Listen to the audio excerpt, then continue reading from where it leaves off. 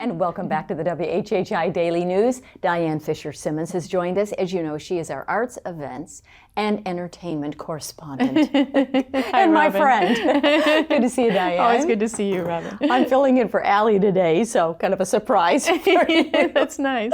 We're going to jump right into, there's the Hilton Head Seafood Festival and the Daufuskie Tour. Yes, they're talking about this in tandem with one another. The Hilton Head Seafood Festival, stuff going on at Shelter Cove, and I believe you can pick up this boat at Shelter Cove Marina, but they're talking about this unique, undeveloped side of Daufuskie Island that you can take a tour with an interpretive guide as well as a licensed captain, and there's going to be lots of stops along the way to observe wildlife and historic points.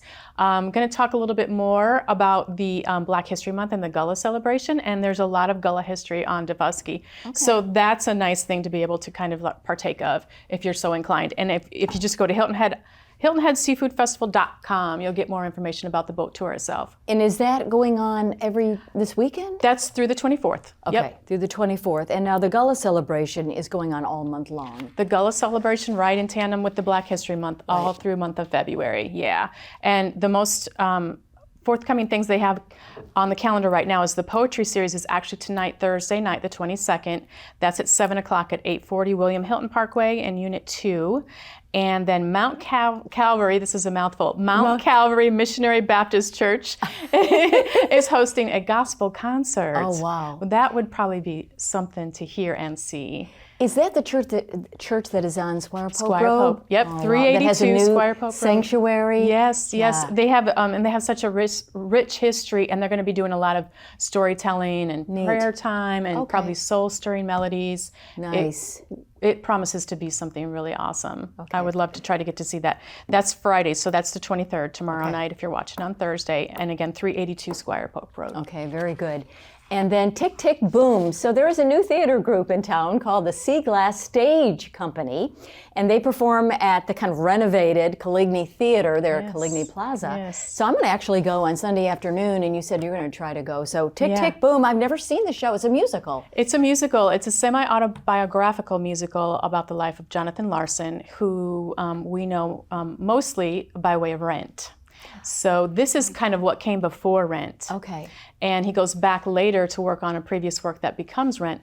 But this is really about this aspiring composer at the time, and how he's really questioning his life choices as he's about to turn 30. Almost leaves musical theater right before things kind of hit. But it's got I won't spoil it for you, but there's a kind of a sad twist at the end there too, but yeah, the movie was fantastic. That's what you told me. Yes, and it's still streaming on Netflix. So if you can catch that, Andrew Garfield, he actually won the Golden Globe and was nominated for the Oscar. Lin-Manuel Miranda directed it. Did a superb job. The music, you'll love the music, Robyn. Yeah, I will. You will. You will. It's beautiful music, Sondheim-inspired music. Okay, very good. And there are only 3 actors in it. Yes. In the musical. In the musical. The stage play. Yeah, not in the movie. Yes. All right. Yes. So, and finally, the Beaufort International Film Festival has hit the ground running. On Tuesday night, they had their opening ceremony, and now all kinds of things going on this week with Gary Sinise. Gary Sinise getting the Pat Conroy Lifetime Achievement Award. I think you talked about this earlier in the week, didn't you? Yes, and it's well deserved. He's such a phenomenal actor and loves the area. The Lieutenant Dan Band will be performing. I believe that's on Friday night. But it's hundreds of filmmakers that have come from all over the world, really, and they've got some really great selections, some that are local to our own community that are going to be fun to catch. We've gone in the past, and it was great a couple years ago, and it's only getting better every year. And more people are coming, more and more films. It's becoming more acclaimed throughout, really, the world. I don't know how many different countries. I think 30 countries or something like that are represented. But it's at the USCB Center for the Arts. And there's they have commentary and interviews, and then they show the film. So lots of talkbacks after the film, and workshops too, screenwriter workshops. So there's something for everyone. And you can go to a little short, an animated, full-length feature. So there's plenty of options too with what you want to see, and that's at BeaufortFilmFestival.com. Very good. Thanks, Diane. You're good welcome. to see you. You too. Thank you. And thank you all for watching this edition of the WHHI Daily News. I'm Robyn Zimmerman. Stay safe and healthy, everyone. Bye-bye.